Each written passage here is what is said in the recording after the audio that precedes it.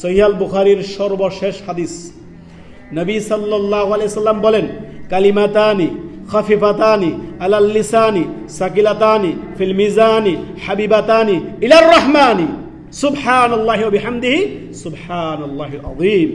চমৎকার জিকির, ছোট্ট জিকির, এর কত দারাজাত রয়েছে, কত চমৎকার কথা। সুবহানাল্লাহি ওয়া বিহামদিহি, যাবতীয় প্রশংসা গুণগান কার? আল্লাহর। সুবহানাল্লাহি ওয়া বিহামদিহি সুবহানাল্লাহিল আযীম, সুউচ্চ সুমহান সেই রব্বুল আলামিন। অর্থাৎ 1 মিনিটে জিকির হবে আল্লাহু আকবার জিকির, আস্তাগফিরুল্লাহ জিকির, সুবহানাল্লাহ জিকির, লা ইলাহা ইল্লাল্লাহ জিকির, আলহামদুলিল্লাহ জিকির, লা হাওলা ওয়ালা কুওয়াতা ইল্লা বিল্লাহ জিকির, সুবহানাল্লাহি ওয়া বিহামদিহি সুবহানাল্লাহিল আযীম জিকির।